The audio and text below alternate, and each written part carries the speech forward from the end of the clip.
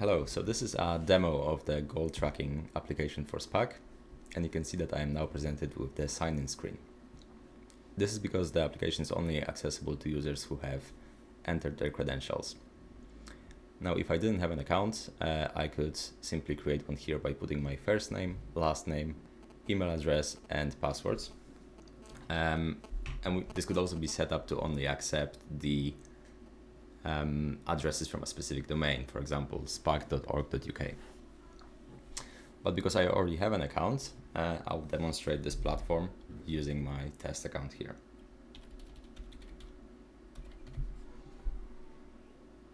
So you can see that once we sign in, we are presented with this list of our goals, and these are the goals I have previously created for our test organization. You can see that each of those goals contains quite a lot of data. So for example, communicate with parishes is a goal that started on the 1st of August and we have until the 31st of August. Today is 22nd, so you can see that we are mostly almost there with the goal. We can also see that there are two sliders above that, so the current value and the optimal value. The current value, the one in green, denotes how much of our goal we've managed to achieve so far, while the blue one is the optimal trajectory for achieving our goal by the deadline. So we can see that effectively we started off quite well, but then we aligned ourselves back with the optimal trajectory. Now you can also see that this goal is assigned to two different teams, communications and marketing. I'll go over the teams feature in a moment. But what's worth noting is that you can also view this list of goals in a more structured way as a hierarchy. So these are the same goals we've just seen as a list presented in the tree-like structure. Now, if we were to edit our hierarchy, you will see that this view changes slightly and presents us with a list of forms instead. So from this point of view, we can decide that maybe this is the goal that we don't want to achieve anymore and remove it. Or we could alternatively create another sub-goal, which, as you can see, will add another node here. And we can effectively keep doing this for as long as we want and create as complex of a structure as we desire. But for now, I'll just create a simple goal. And let's say our goal will be to, speak to 10 news reporters.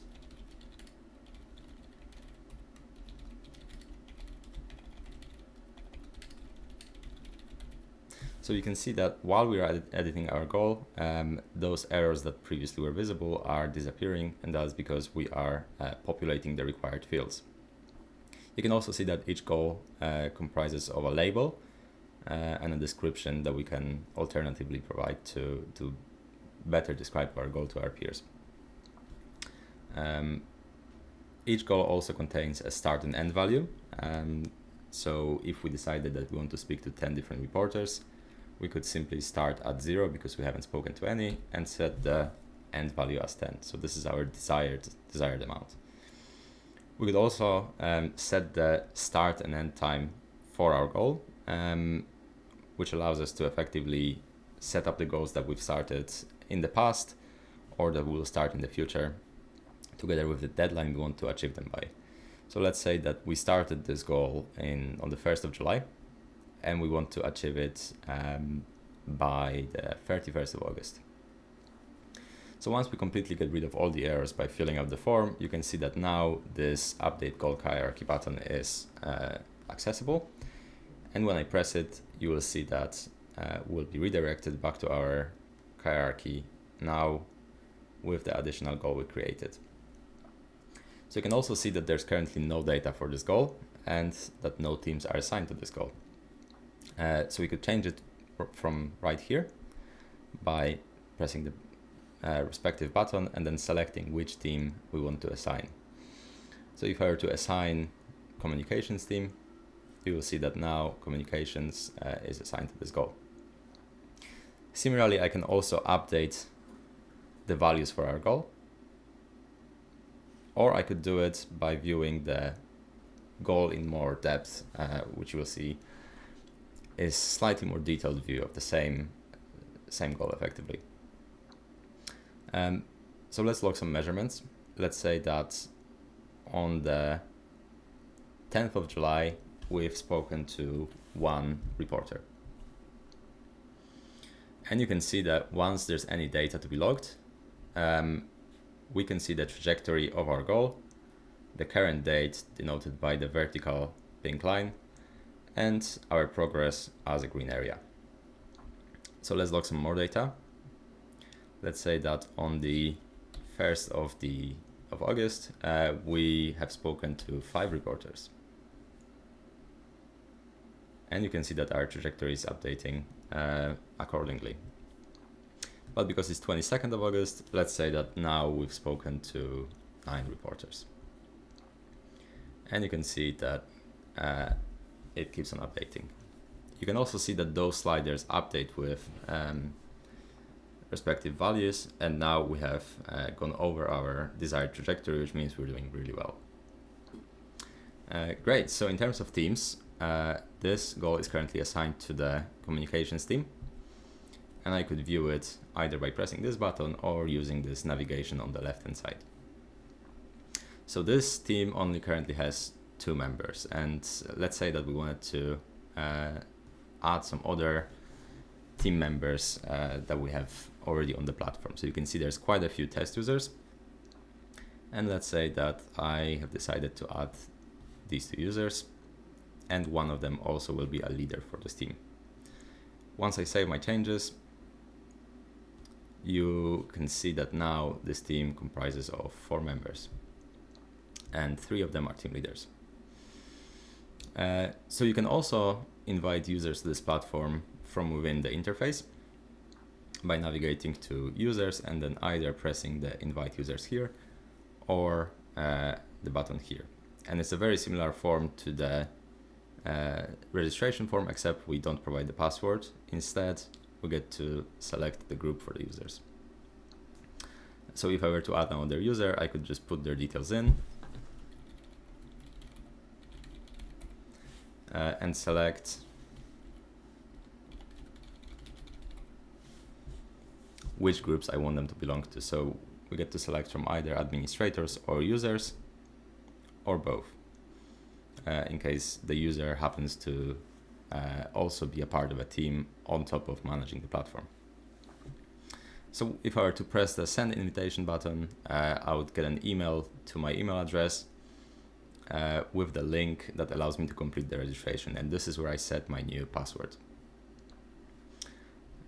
Great, so I'll now demonstrate the features related to the users themselves. So users are effectively a group of people who don't get to manage the platform or the goal hierarchy so much as work on specific goals that have been assigned to their teams. So as the user that I'm currently logged in as, I'm actually already a part of quite a few teams. And to demonstrate how I would go about working as part of a team, I'll show you what the meetings look like for the marketing team. So you can see that if I go to meetings, I can see some of the past meetings which have already happened. I've attended 2 of them but missed one. And there was also a meeting that the team completely forgot about and missed. But there's also a meeting that is currently in progress. So if I were to join this meeting, you can see that I'm currently connecting. And so once I'm connected, you will see that we can now see all the team members of the marketing team, of whom only one, myself, are currently joined into the meeting. So I've actually got another user signed in here. And you can see that they are also part of the marketing team, but they're not an administrator. They're just a simple user. I also happen to be a team leader for this team, as you can see here, which gives me some additional privileges, like being able to log the meeting and end it, but also manage commitments for each of the users and not just myself. Okay, so let's see, if I join this meeting here, you can see that now I'm connected, and each connected user can see another user's data. And this is to allow them to discuss the commitments that they are planning to set for the upcoming week, and hopefully arrive at a reasonable list of commitments. Okay, so if I were to create a new commitment, you can see that the data is updating on the other screen for John Deegan as well. And let's say this commitment is it's something not very imaginative. Let's say write an email.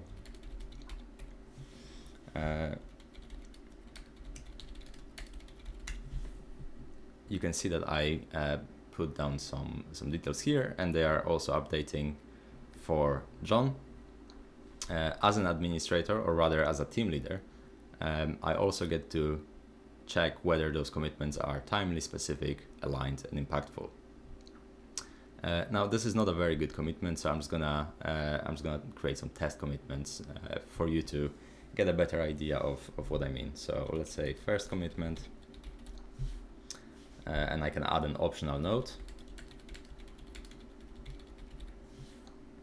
as well as the start and end value. So this is very similar to how goals work, except this is something that I will aim to complete within the coming week. And let's create another one. And we can also optionally assign it to a goal. So for example, if this commitment were relevant to a specific goal, I could select one of the goals that were assigned to my team and make it relevant to that goal. Now, you can see that as just a user, not a team leader, I can also do the same thing. So I can create a commitment, and it will update on the team leader's view as well.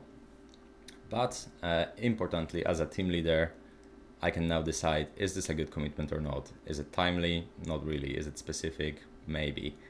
So I can fill out those fields, which will aid in scoring each user's commitments for that week, and then effectively aggregate those scores over the upcoming weeks.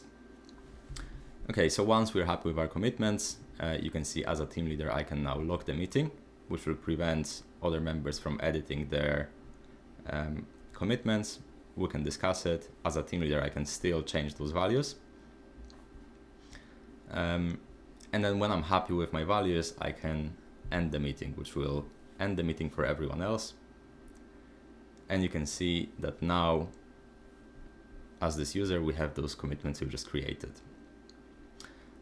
So let's say I go about my week as I would, and I happen to complete this commitment. I can update its value to the one I desired. I think this went from 1 to 2. So if I press 2, you can see, perfect, this commitment is now complete. And let's say I've only done half of this one. Again, the progress will update. Great. So you can see that this is effectively how I would go about managing my commitments, and I hope you like it.